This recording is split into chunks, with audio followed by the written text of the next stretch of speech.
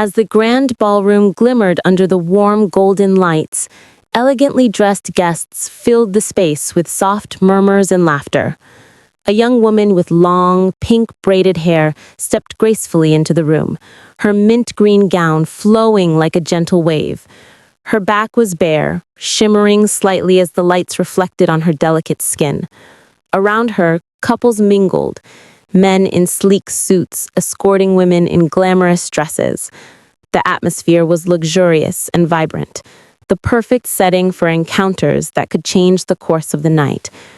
Her soft voice carried a hint of curiosity and caution as she whispered to the woman beside her. "I heard Nan-Gong Lee's personality is so weird. He doesn't like to be close to others. What should we do to approach him?" The words hung in the air like a secret, mingling with the faint music and clinking of champagne glasses. The name she mentioned held a weight, the kind that made hearts race and plans form.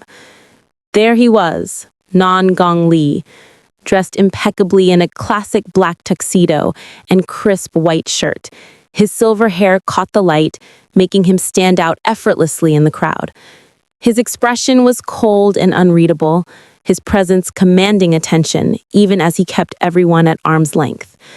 Behind him, admirers whispered excitedly, eyes sparkling as they tried to get closer, but his aloof demeanor formed an invisible wall around him. He moved through the crowd like a shadow, distant yet magnetic. As the tension in the air grew, someone subtly reached out, trying to close the distance between them. The gesture was small, almost hesitant, but it spoke volumes, the desire to approach, to break through the barrier he had so carefully built. Yet Nan-Gong Lee remained unmoved, as if wrapped in an invisible shield of his own solitude. The contrast between reaching hands and his composed figure painted a silent battle of distance and longing.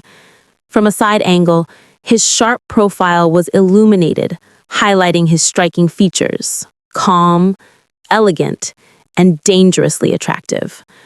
A quiet murmur rippled through the onlookers. The attraction of these two people is very similar. One guy is quiet, one guy is arrogant. His silence was not weakness, but a statement, a rare charm that drew people in as it kept them away. In a room full of noise and movement, Nan-Gong Lee stood like a serene storm, beautiful and untouchable. The soft glow of the chandelier illuminated the ballroom, casting a gentle light over the elegant crowd. A young woman with mesmerizing pink eyes and pastel hair stood frozen for a moment, her heart skipping a beat. Her delicate earrings sparkled like scattered stars, and her sea green gown embraced her form gracefully. Behind her, a tall man with golden hair and a charming yet cunning smile watched her closely. His gaze carried a hint of amusement, as though he already knew what she was about to ask. His eyes narrowed slightly, a smirk curving on his lips as he leaned closer. "Both of you want to meet him?" he asked, his voice smooth and confident, like a whisper of temptation. "Maybe I can help it." The air seemed to tighten for a second. This man, with his effortless poise and influence, held a kind of power in this room, and he knew it well. Somewhere in a private, dimly lit lounge away from the lively party, a quiet meeting was taking place. Luxurious cream-colored couches surrounded a polished glass table, adorned with roses and wine. Nan-Gong Lee, with his silver hair and cold aura, bent slightly as he addressed the man seated opposite him, a figure dressed in an elegant pinstripe suit. Behind him, two men in black suits stood like shadows, adding a sense of tension and weight to the scene. It was clear this was a meeting of power, not a casual conversation. Back in the ballroom, the pink-haired girl turned slightly, a thoughtful smile forming on her lips. Dongfeng Chen is the general manager of Dongfeng Group. He will definitely have an important position in this party. Maybe I should ask him. The idea brought a flicker of determination to her eyes. A plan was beginning to form. She gathered her courage, turning fully toward him. "That's right. We have something we want to say to Mr. Nan-Gong Lee. Mr. Dongfeng, would it be possible for you to help us, to give us a chance to speak to him?" Her violet eyes sparkled with a mix of hope and nervousness, while her hands subtly clenched at her side. This was it, their best chance to approach the man everyone in the room seemed to admire but fear.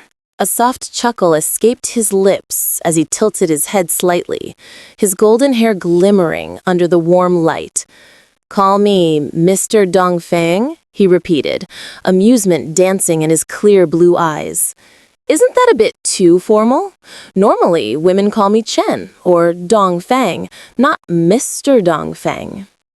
His voice carried a smooth, playful edge, the kind that made it hard to tell whether he was teasing or testing her. In this elegant ballroom, filled with whispers and hidden intentions, his casual charm seemed to slice through the tension effortlessly. The air between them grew still as he leaned closer, just enough for their eyes to meet without distraction.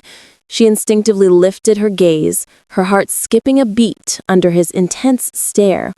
His playful smile didn't quite hide the sharpness in his eyes, a dangerous kind of allure. She felt the warmth of his breath, her body stiffening slightly at the sudden proximity. It wasn't just a conversation anymore. It was a game, one where every word and glance mattered.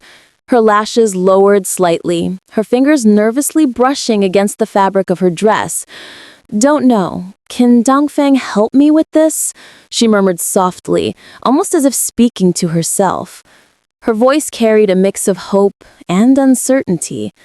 In that moment, the dazzling ballroom around her faded into the background, leaving only the weight of her words and the man standing before her.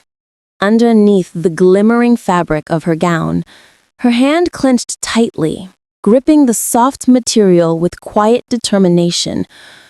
"Hold tight," she told herself. The moment was fragile and crucial.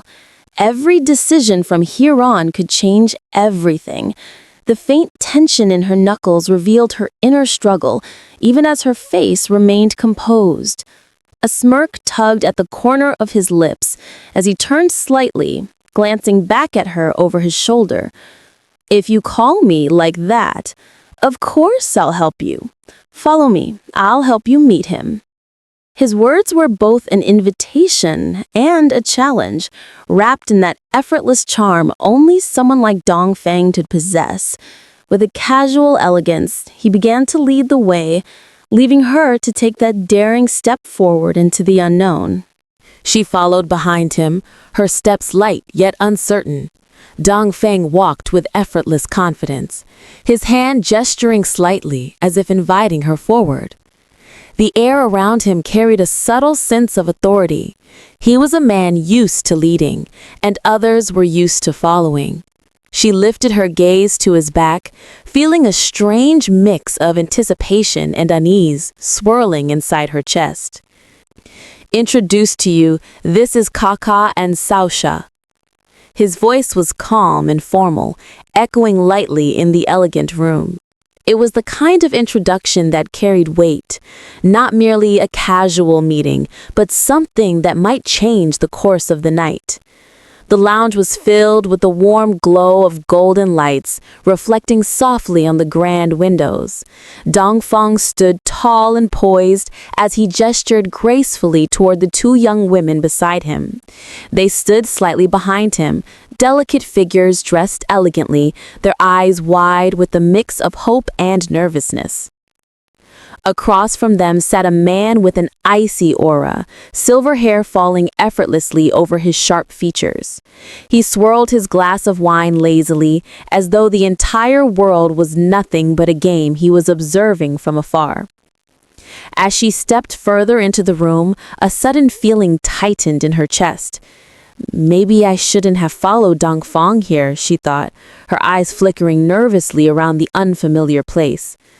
I have a feeling that... Her heart began to race. The room might have been beautiful and warm, but beneath the surface, something about it felt dangerous. She slowly lowered herself onto the soft couch, her gown flowing gracefully around her like a shimmering wave of sea foam. Her fingers rested on her lap, though the slight tremble betrayed her calm exterior. The emerald pendant at her chest cast a gentle glow, but inside her thoughts were far from serene. Every second felt heavier than the last. Being hated. She could feel it in the way the air in the room seemed to tighten. Normally, women often appear around him, she thought bitterly, so just seeing two unfamiliar faces like me and Kaka, of course his expression would grow colder. Across the room, his frosty gaze made her heart stiffen. It wasn't even hostility. It was the kind of quiet rejection that made you feel small before you even opened your mouth.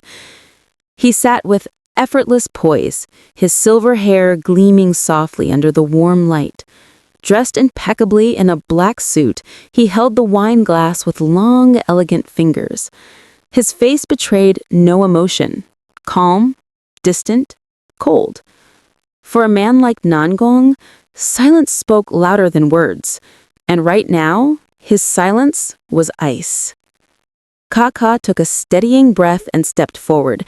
Extending her hand with practiced grace, she forced a gentle smile. "Hi, Mr. Nangong," she began, her voice polite and clear. "I am Kaka. I actually came here to meet you, to discuss cooperation." Yi Fei's office recently collaborated with film company Dongyu to produce a new film, Kaka continued.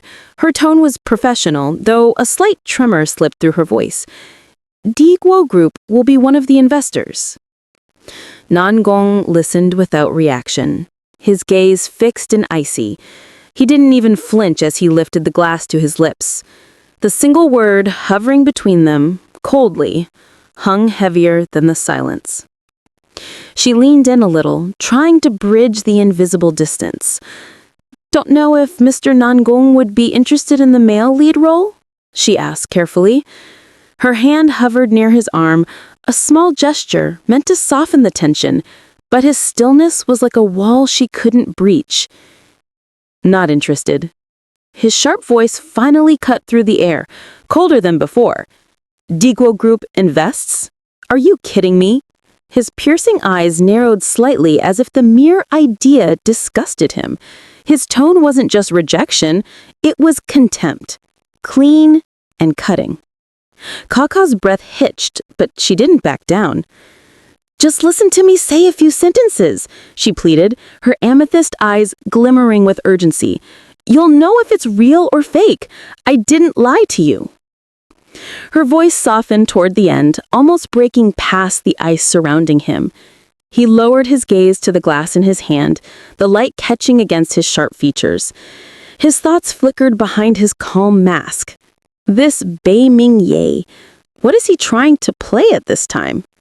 The chill in his eyes was laced with suspicion now, not just toward them, but toward the unseen game lurking behind this meeting.